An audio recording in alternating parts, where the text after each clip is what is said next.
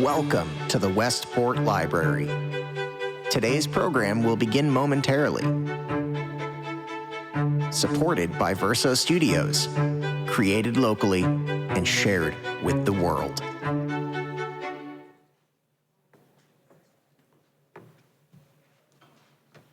Hello, welcome everyone. Thanks so much for coming out tonight. My name is Patra Kanchanagam, and along with Saren Chung, right over there, I'm one of the co-founders of AAPI Westport.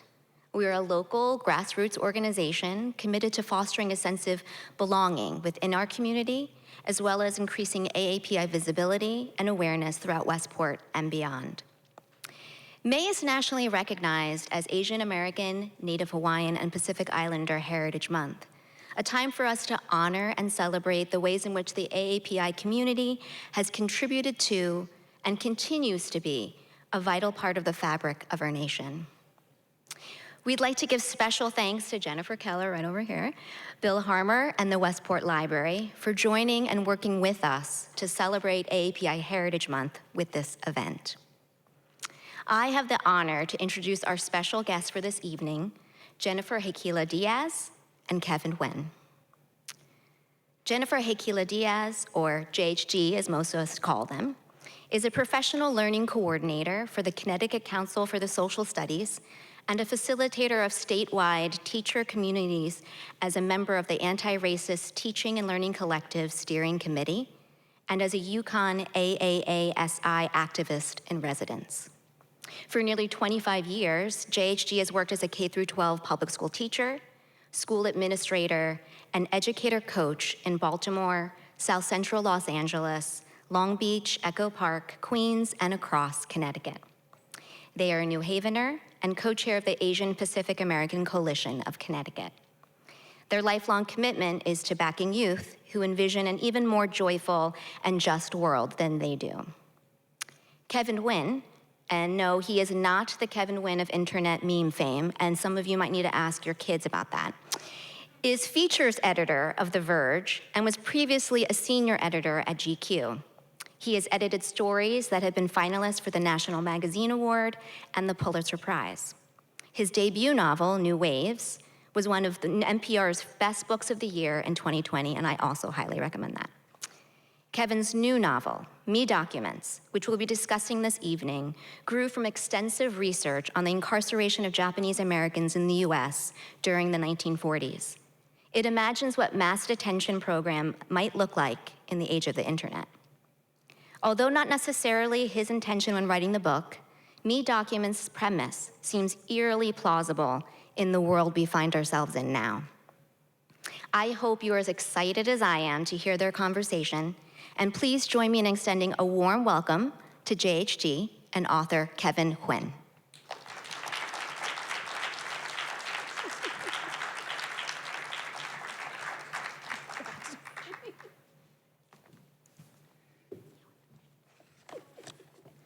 Hello.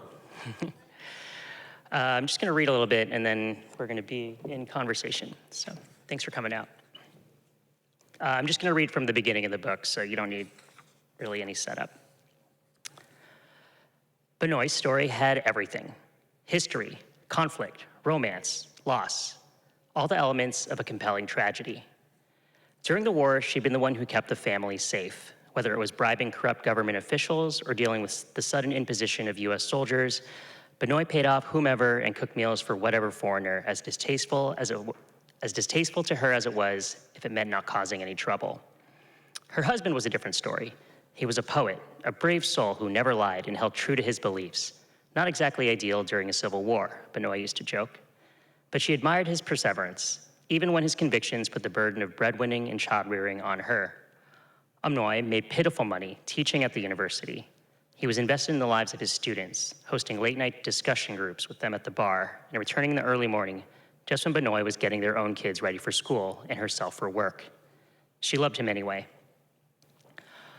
Benoit had been warned by the police, who suspected he was a dissident, who suspected he was distributing anti-war material, which of course he was, despite Benoit's pleading. Bitterly, she explained, a man would rather risk everything, including the livelihood of everyone he cares about, than be told what he shouldn't do. Saigon fell, and many of Benoit's friends and extended family attempted to flee. What was the rush, though? The war was over, and the government she lived under had lost. But how much worse could this regime change be? The brunt of the violence had ended, and Benoit imagined that it would just be a new set of bureaucrats looking for payouts and soldiers in different uniforms tromping around the streets. They could leave in time and on their terms rather than scrambling for the nearest exit. The French occupation of Benoit's childhood had left Saigon with a number of cinemas and her with a love of film. She hoped they could go to Paris. The North's sweep through the South had been more vindictive than she'd expected. The communists seized all of her money and converted her savings into a new, worthless currency. Soldiers ransacked the home she had raised her 4 children in, taking everything of value except for a small stash of jewels she'd hidden in a statue of Buddha. Benoit felt foolish for not getting her family out sooner. Now it would take months to arrange safe passage out of Vietnam. She tried everything, but most of her attempts were thwarted by logistics or made infeasible by cost. One arrangement involved purchasing a boat with a close friend. That ended in betrayal, the friend taking the vessel to sea without notice. Years later, Benoit told the story without any hint of anger in her voice. Maybe the decades since had softened her. Maybe she just understood what was at stake. In desperate times, she said, the only thing left was family. Eventually, Benoit recognized that getting everyone out of Vietnam at once was impossible, but vanishing one by one, that was less impossible. She schemed ways she might migrate her children out of the country individually so as not to be noticed. Paris was not an option without attendance at a French school, but the United States, perhaps out of American guilt, was easier. Her eldest son was granted a visa after enrolling in a university in the Midwest. Another son she handed off to missionaries who promised that he would have a rewarding and faith-filled life in the States. The next, a daughter, school age, was gifted as a temporary servant to another family that had been granted transit to New England. Each departure took something of her with them, every missing child reducing the breadth of what she could feel. By the time the third had left, Benoit's spectrum of emotions hadn't narrowed but had washed out, like photographs faded by the sun. Even at the movie theater, where she had mostly enjoyed laughing and sobbing in the dark, her sensations felt diminished. Benoit told herself she would be restored when she saw them all again, safe. The last of her children was 4 years old, too young to be sent off on his own. Benoit arranged a safe escape for her son, herself, and her husband by way of commercial fishing boat, a journey that she knew would be miserable and treacherous, especially with pirates so eagerly raiding ships now that the US Navy had withdrawn.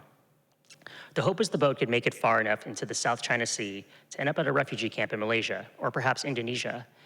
This path wouldn't take them to the US directly, but for Benoit, it was drifting in the right direction.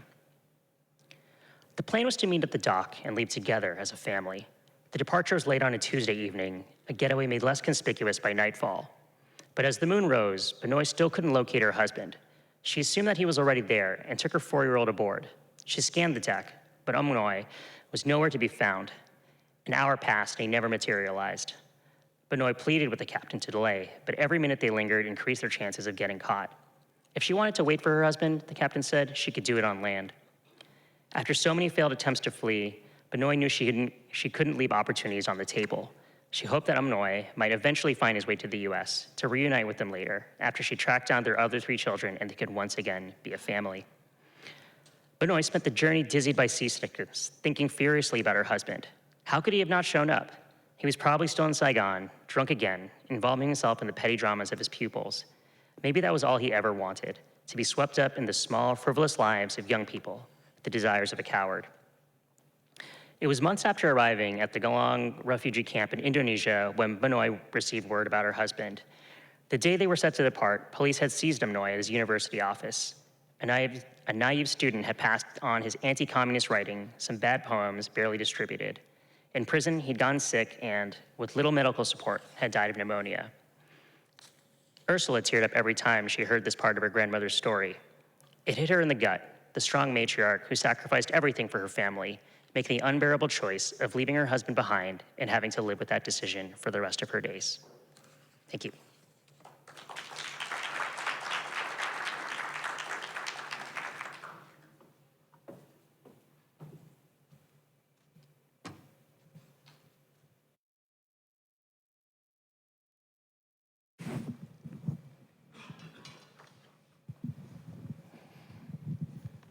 How's it going, Westport? Yeah, that's a good question. So the title, a lot of people have been pronouncing it my documents, which is, I would say, also correct. You can sort of see on the title, there's a diacritic over the Y. And for Vietnamese people, the word me, it means a bunch of things actually, but in this context, it means America. So the title is kind of a pun that was mostly for myself. And it just kind of stuck around when the book eventually got published. But I like the idea of a book title that like most people pronounce my documents, but if you were Vietnamese, you would pronounce it like a special way. So I want to start by thanking you, Kevin, for writing my, or me, documents and publishing it right now. Because as a K-12 educator who has, been working on education initiatives focused on AAPI, or Asian American and Pacific Islander studies here in Connecticut, as well as improving the well-being of my community. It's a heartening book to read at this time, and then also very resonant in the current times. And while the tale has been told in other ways and focused on other communities, I found your story so compelling because it's focused on these 4 young people. I care a lot about young people's stories. And I loved how intricate and how true it felt when I read the book. So I have a lot of gratitude for you for this book, and I'm excited to reread it too. I've only read it once so far, but it's wonderful. My first set of questions are regarding your thinking and writing process. So they're not super rocket sciencey questions, but I wanted to ask you a little bit about how you go about it. And I did do some sort of creeping, I guess, and watch some interviews that you've done in the past couple months about the book. So I'm going to do some quoting of Kevin within this book talk as well. To see if I'm still consistent. Yes, I've just changed my mind. Yes, I'm fact checking. I'm vetting. So you said in another interview that you wanted this story to focus on the family moving through the scenario rather than the focus on the scenario itself. And I think that is one of the reasons why I really loved this book. And I bet we have some audience members who have not read the book. So if you don't mind starting with your version of sort of the quick synopsis of the storyline, and then speak to why you wanted to focus your story that way. Yeah. So actually in my day job, I'm a journalist. I mostly edit these days, and I do a lot of investigative features. So a lot of things I've edited have been about surveillance, the Department of Homeland Security, immigration, and it's very gratifying work. I don't really consider myself necessarily an earnest person, but I feel very earnestly about the project of journalism and a free press. It feels very urgent right now. But there are just a lot of things in the course of reporting that are kind of inconvenient. For one, you always have to tell the truth, and you always have to stick to facts. And in fiction, you can make up whatever you want. But a lot of what I do here in this book and in my first book I feel like I find things that I know that are emotionally true that have never quite borne out in the reporting, or things that we couldn't quite get. And so that was a bit of it's sort of why I write fiction, in contrast to my day job. And I feel very lucky that I get to do both. But that's how I see their relationship. So yeah, in this book, thematically, there are just kind of a lot of heavy things, the legacy of Japanese American incarceration. There's the legacy of the Vietnam War. There's white supremacy. There is the surveillance state of the Department of Homeland Security since 9/11. These are all things that I try to connect thematically, but I think an earlier draft of that was very heavy on those themes and ideas, and it was frankly quite unpleasant to read. And what the other thing with fiction too, and also some forms of journalism, is you can have characters, you can have families, you can have tensions that are built between the characters. And so in that way, what actually became more compelling to me was writing these 4 characters, how they would react to a scenario that resembled a modern day echo of Japanese American incarceration. But this way I could infuse it with a lot of humor and heart. And I kind of think the driving feeling of the book is about how much, you can love your family and how much they can also be the people that annoy you the most. So my next question about your thinking and writing process really is for you to speak to what were you thinking about, which you already kind of answered a little bit, and was the process for writing this book or other pieces like articles that you write similar or different? Again, I feel like you kind of talked about this. Yeah, it's a good question though. It's pretty different, I would say, writing fiction from writing journalism. I do realize that like my days are like, I go to work and I look at like a Word document, and then I go home, eat dinner, and then I open a different Word document. And so I'm just doing a lot of the same work, but it actually puts my brain in a very different space.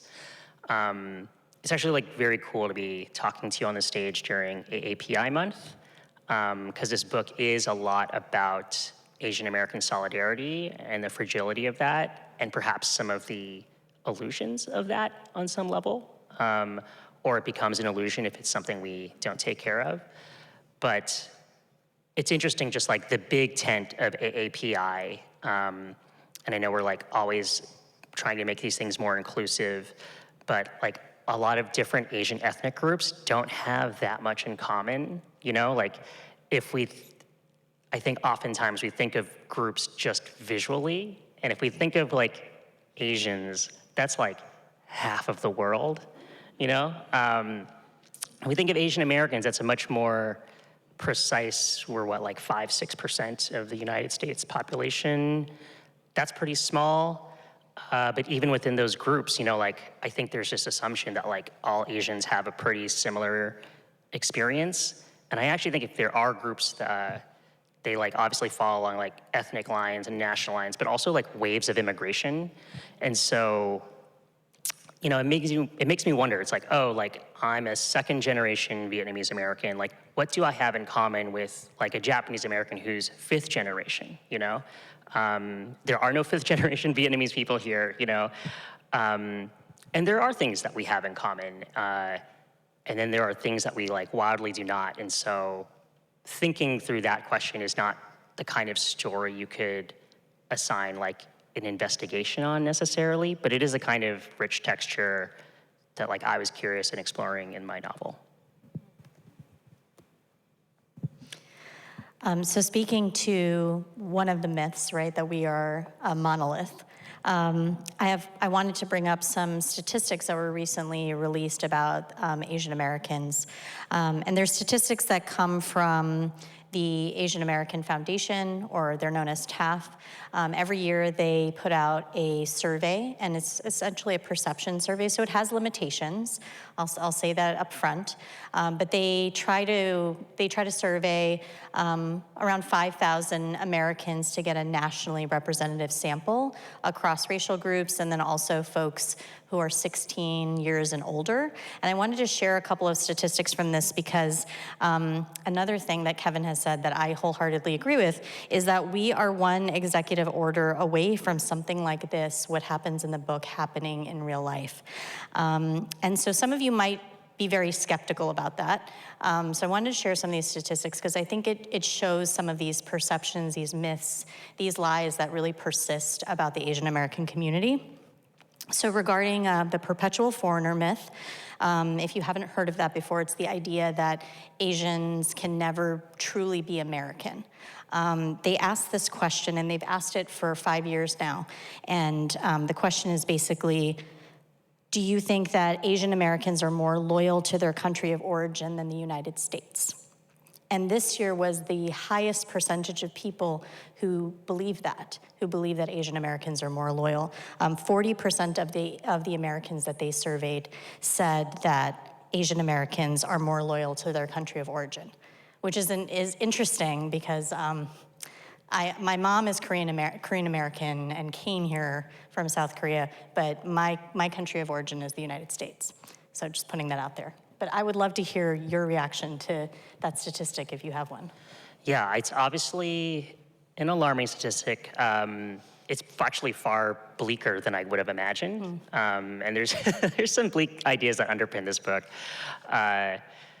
Yeah, it's also interesting that those surveys were started around COVID. And it's interesting because like Trump has, bandied around anti-Asian rhetoric for a long time, like since his first term, like long before COVID started. Like he's always saying China, but he says like China. So I remember that being a pretty strong focal point of his campaign. And then COVID happened, and obviously, like, there was a lot of blaming China for being the country of origin. And like all of this kind of just got wrapped up in this like otherism that we face as a community. And that's like the weirdest thing about like the big tent of AAPI. It's like at the end of the day, like our languages are different, our food is different, our culture is deeply different. I think we look different, but like we kind of get called the same slurs, like in a weird way, like is the thing that actually binds a group together like certain forms of oppression. I don't want that to be true, but I wonder that a lot. Like this book is questioning this a lot, and I don't know, I actually think if you're Asian American, you're asking yourself that a lot. The other statistic that I wanted to share from this survey, from the survey respondents, is related to what you just brought up about COVID. And if you've heard of yellow peril myth, which is connected to perpetual foreigner myth, it's the idea that Asians are dangerous, disloyal, so connected to perpetual foreigner. And then we're disease carriers, which during the COVID pandemic, many of you might have heard comments like China virus, Kung flu, things like that. And so when TAF surveyed these Americans this was in 2025 again, they asked a question about Japanese American incarceration and whether or not the respondents thought that it was wrong. And what they found was only 44% of Americans strongly agreed that Japanese American incarceration was wrong, which means that the majority of people that they surveyed either did not know how they felt about it or disagreed and thought that it was not wrong. So again, I turn to you, Kevin. What are your thoughts about that? Yeah, like a shocking and disappointing statistic, I think. I do think that one thing that's interesting, like that's always been, I think, to me in my life, specific about Japanese American incarceration. I'm Vietnamese, I'm not Japanese. And yeah, I did not encounter the history of Japanese American incarceration until I got to college. Like, that's a pretty embarrassing thing to admit. But then again, I don't know, like, I went to a public school system and we did an entire year about World War II, and then Japanese incarceration never came up like once, And it just makes you wonder, like, oh, like if these things are not taught to people, how are they gonna find out about them? Should we be so curious to like find these things out ourselves? I think on some level, yes. Like I think if you're Asian American and you care about like the cause of AAPI, like you need to go read that history, right? But like when it's being actively erased, like the way it has been invoked again recently by the president has been pretty appalling. Yeah, I don't know. It's so on one hand, I am disappointed by like that statistic, but I also think it's like people don't understand the history. They don't want to understand the history. This is the outcome of that willful ignorance.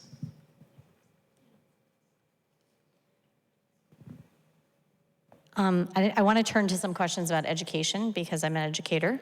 And in Connecticut, there has been some focus on Asian American and Pacific Islander studies with legislation that was passed a few years ago, and that actually goes into effect this fall. So as I said, my work is in education, and my goal is to teach the truth. So to ensure that all of our communities are represented in what students learn every day in school. And I do believe that if we teach our young people the truth, the joys, the traumas, and everything in between, and everything mixed up together, because that's really what it is, then all of our communities and how these stories are intertwined, our children can actually make sense of the world, and they can actually do the things that we talk about in social studies around taking informed action to create a more just and joyful world for all of us. And so when I think about your book, because you explore this intersection of technology, humanity, and culture, and I believe you do that in all your writing, part of the day-to-day culture in the detention camp goes around sort of like education, misinformation, depending on who you are and how you see it, right? And so one aspect of this is through these publications by some competing folks in the detention camp. Don't worry, I'm not going to tell you too much of the book if you haven't read it. But one of them, his name is Dennis, and he publishes Nat Bao, and that has none of the correct tones in Vietnamese, so please, I apologize. But he has this goal of entertainment and distraction from camp. He wants people to read a kind of truth that they can believe in. And one of the main characters, Jen, she is one of the people who is involved in a different and competing publication called Korematsu. And Dennis says that her publication reads like someone writing for themselves. That his publication is for other people that are here. It's what they actually want to read. And so I'm curious about your thoughts, Kevin, because you created these characters. What do you think Dennis is trying to get at? Maybe it's not what you're trying to get at, about that kind of truth that they can believe in. What does that mean? Yeah, I think the funny thing is, like, we've obviously talked about like some fairly serious thematic things in the book, some of the serious politics of the book. The book has like a lot of levity to it. Like, it can be quite funny, or I hope it can be quite funny.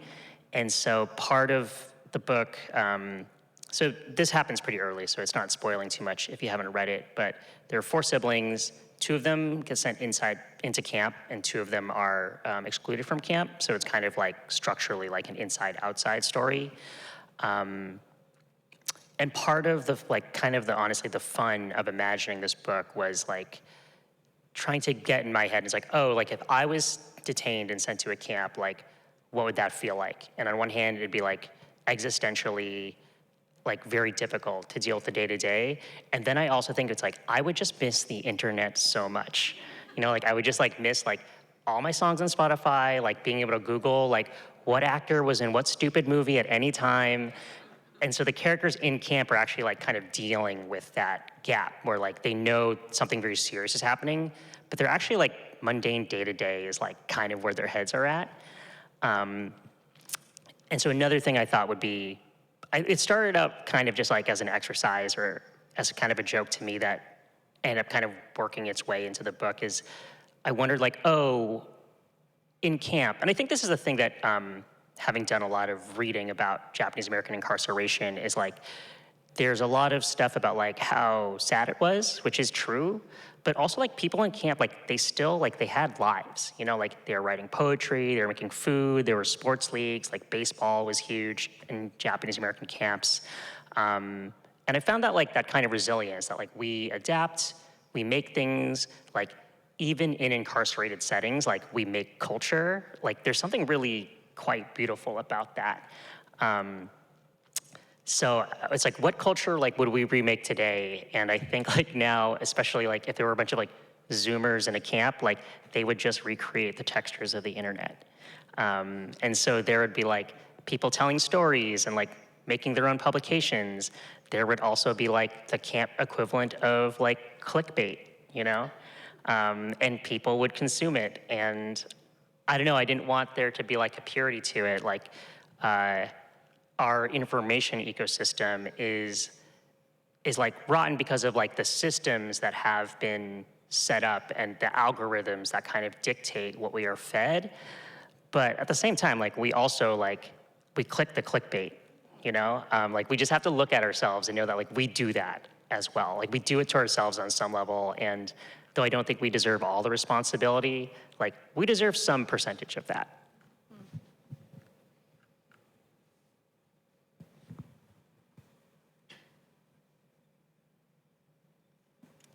So my other question regarding education is, I think there's been a lot of asking around by organizations like Stop AAPI Hate and TAF about what are some solutions to anti-Asian racism. What are some things that we need to be doing kind of in the long term to invest in changing that? And what seems to keep coming up is this idea that education is a major solution, that we need to have more teaching of Asian American and Pacific Islander history in schools. So as a K-12 educator who supports educators, of course I believe that, right? That's what I do every single day.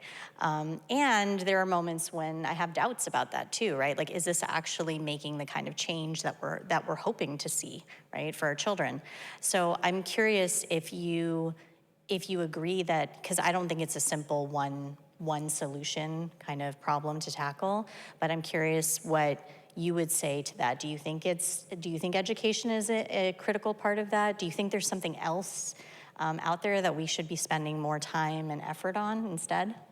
Yeah, it's at least in the context of like this book, it's like not a book with like solutions. It's one with more questions. But yeah, like a lot of the impetus for me writing the book and some of the motivating things in the book for the characters are just like this lack of knowledge, this lack of education. And some of it is that formal education systems have failed them.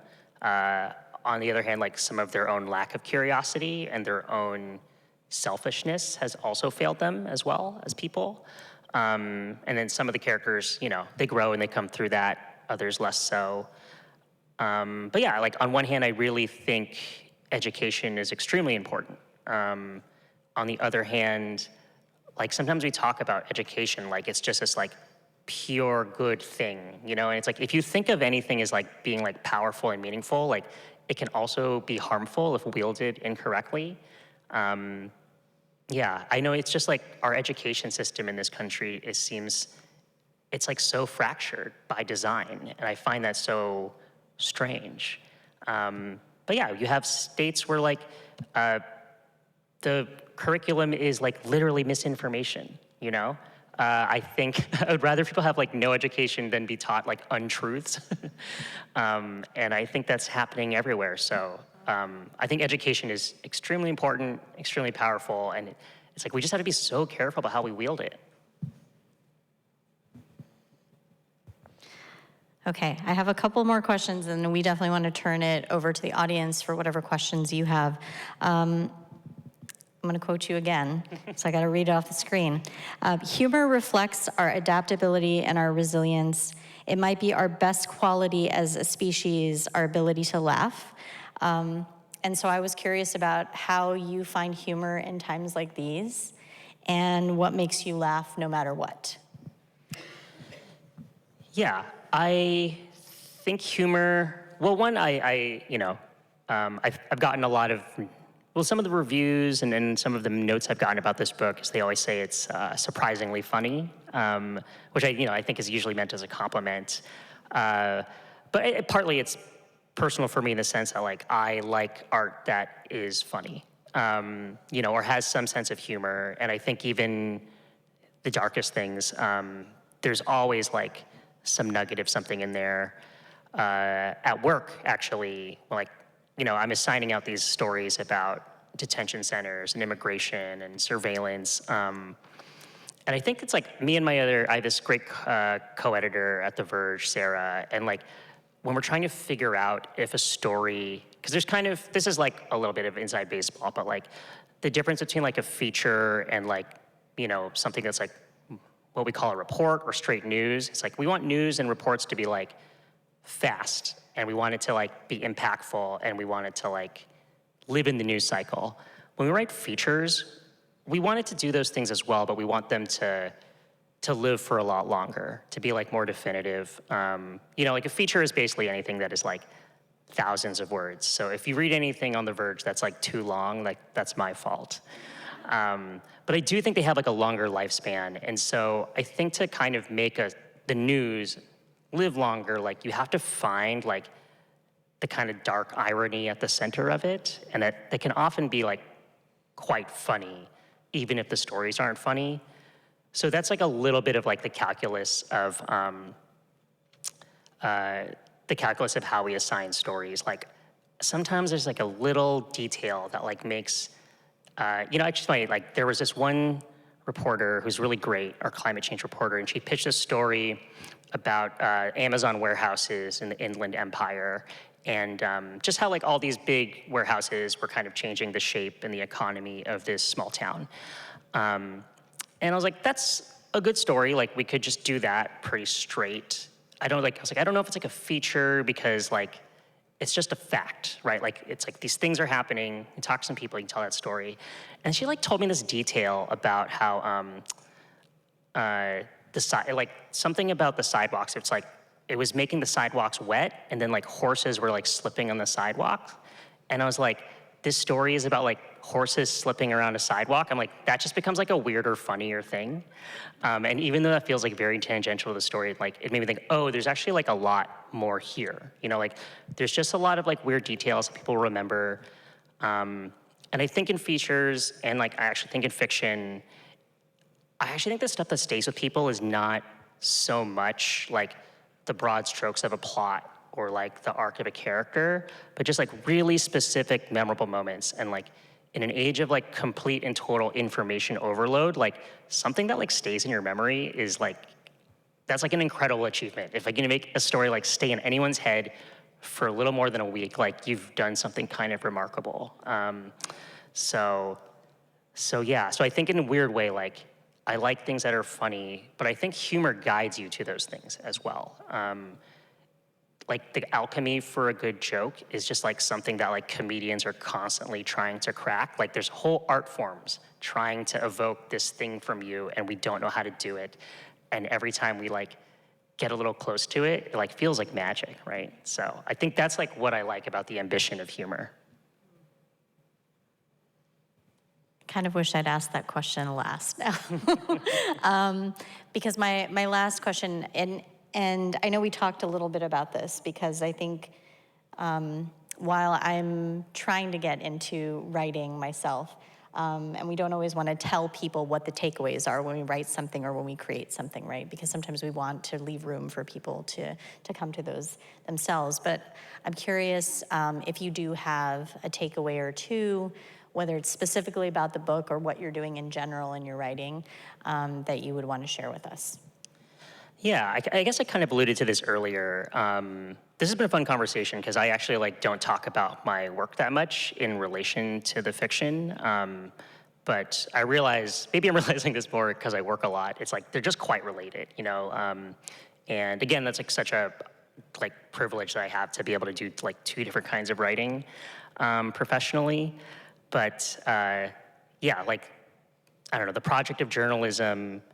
Like every story we want to tell as journalists, we want to tell the truth, but we also want to provide a reader clarity, That's the goal, at least. I don't think we succeed a lot of the time, but I think most journalists would agree that like we are trying to take something that is like complicated and confusing out in the world and just like distill it on some level for a reader.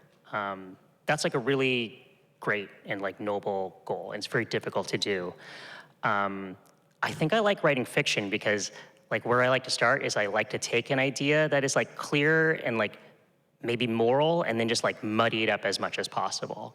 So I think in the fiction, like through characters, through plot, like the thing you actually do is you create more questions than you do answers. So like even though like a lot of the themes in the book are things that I deal with at work, like there's just like a richer and more complicated and more nuanced way of looking at it when you express it through a novel, or at least that's the goal as well. So are there takeaways from the book? There are some in the sense that like I really hope that people come away with a different sense of, or I hope they come away with the idea that like the identity, the big tent of AAPI is like not quite as clear or as solid as it sounds. Like we might have like a month celebrating AAPI heritage, but like, I think the bounds of that are kind of fuzzy. I don't think it's even a bad thing all the time, but you know, it's just not that clear cut. And then I guess if there's another takeaway, yeah, just like read up on some Japanese American history.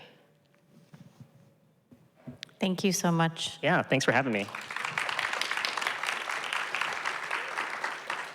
If anyone has any questions for Kevin, if you could come over to the microphone so that everyone can hear your question, that would be terrific. I swear I don't bite.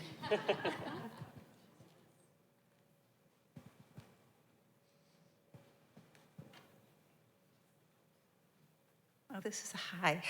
Hello. Hi, thanks so much. This has been delightful.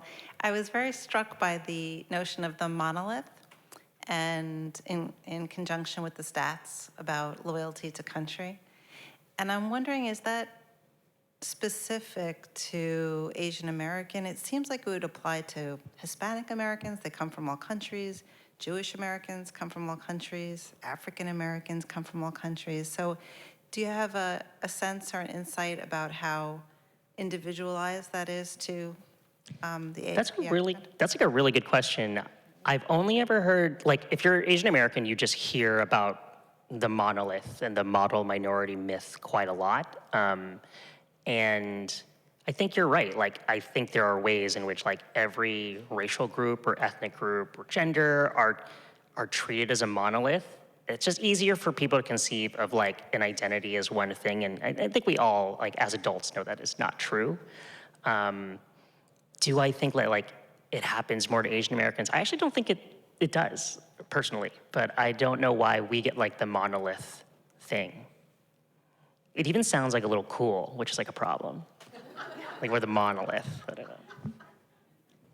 That was for him, right? I don't have to respond, right?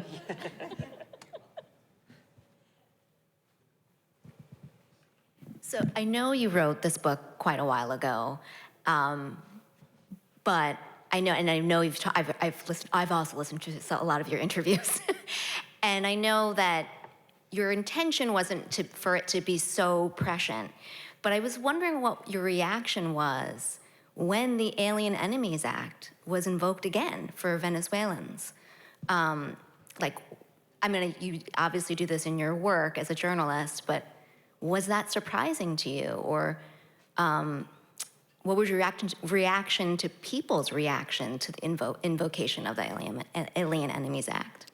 Yeah, that's a very good question. The Alien Enemies Act is the executive order. Well, it's not the executive order. It's basically the legislation that allowed FDR to pass Order 9066, which allowed and paved the way for the U.S. government to incarcerate Japanese Americans.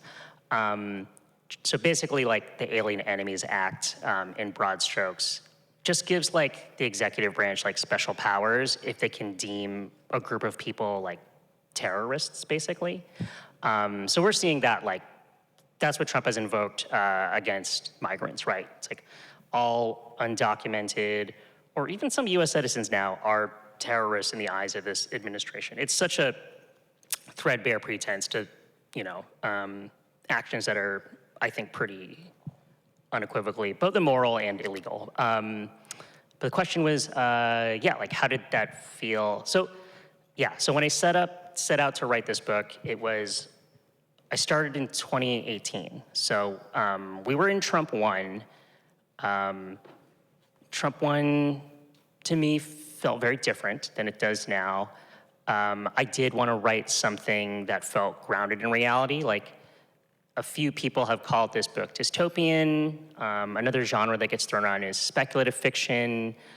I don't think those are inaccurate. They're just things I wasn't thinking about when I was writing the book. I was I'm writing literary fiction, and I wanted the world of the book to be quite grounded in something very plausible. And then I took that and I was okay, maybe I'll heighten it just a little bit. I'll just have the things it was based on, right? The legacy of Japanese American incarceration, the legacy of the Vietnam War, but also very strongly contemporary migrant detention. Even pre-Trump, in the past decade, the U.S. has detained millions of migrants at some point. ICE has detained millions of migrants. So like what actually happens in this book, like the detention of like 2 million Vietnamese Americans, is truly not that far-fetched in the sense. Do I think it would happen to US citizens? That's maybe like where we start to, part histories here. Yeah, but to the question, I guess, it's like watching all this stuff happen, knowing that I've written something that like people are now calling prescient, it didn't feel good at all. I really actually kind of hated seeing that happen in the world.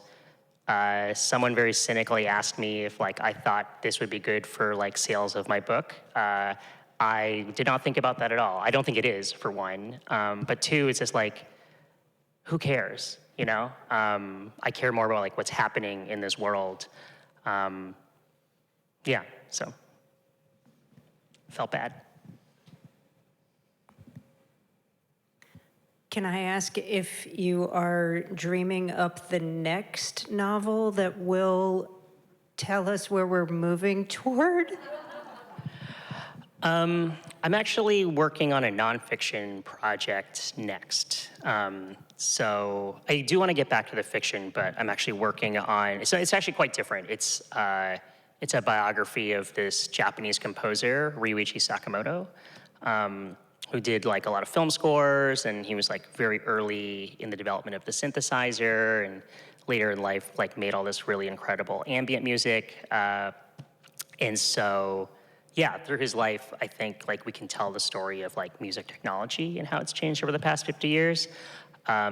So a very different project. I think I'm actually excited to do something quite different. And yeah, nonfiction, actually this is the other funny thing. I've written a couple novels now, and I was like, that was hard, that was a lot of work. I'll work on a nonfiction book. It'll be sort of easier because I like do this as my day job, and I know how to like bring all that together. I was wrong, it's super hard. This is all, it's nothing gets easier, so. I have a quick question. In your day job as a journalist, what are some of the things that worry you the most or keep you up at night, given what you see? Yeah, do you mean like as an industry or like politically or? Well, you talk about surveillance and immigration and all the things that you're dealing with.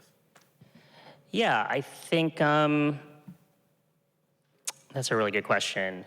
I think AI stuff keeps me up at night.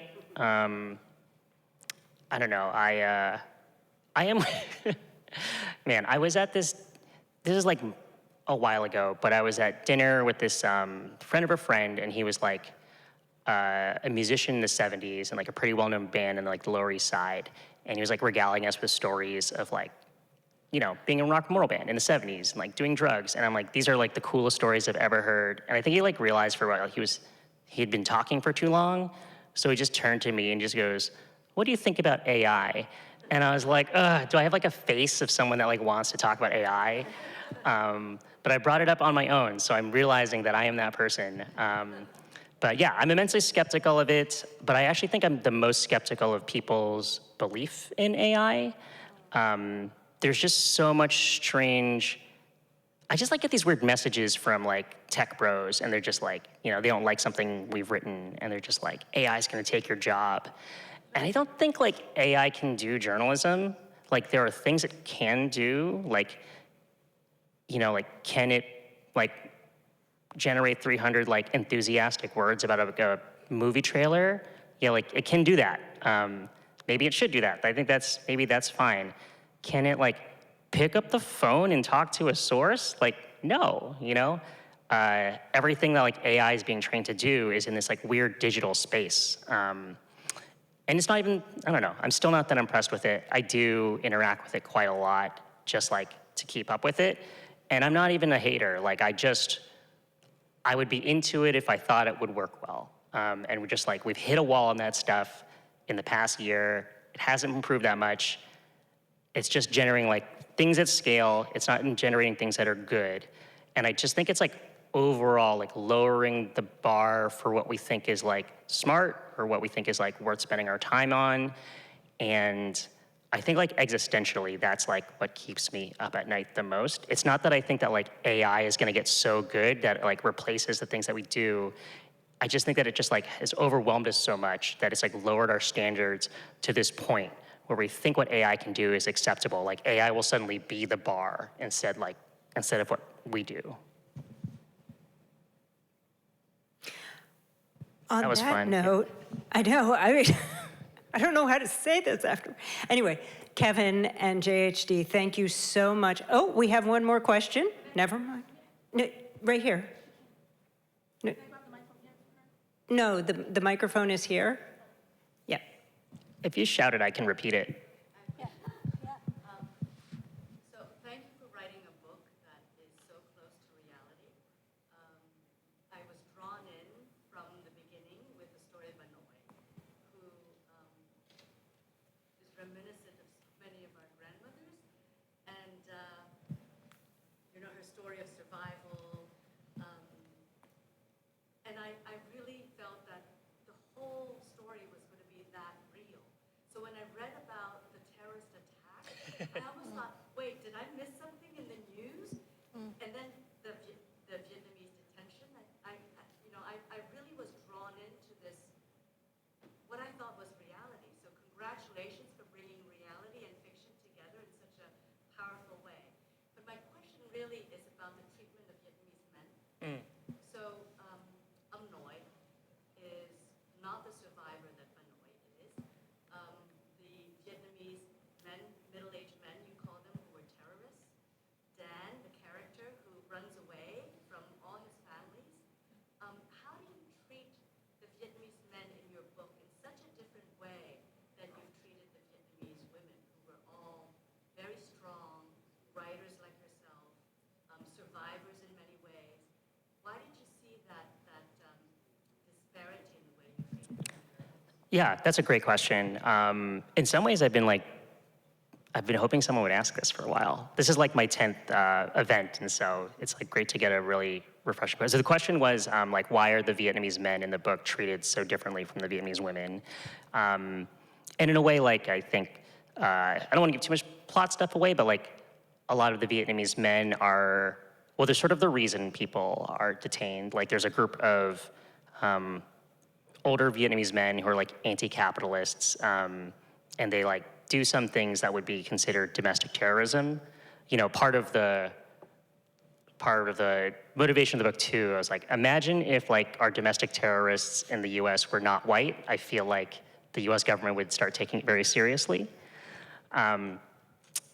But yeah, I guess in a way, like a lot of the female characters embody some of like the more, I guess, part of it too. I think a lot of Vietnamese families I know are like held together by matriarchs.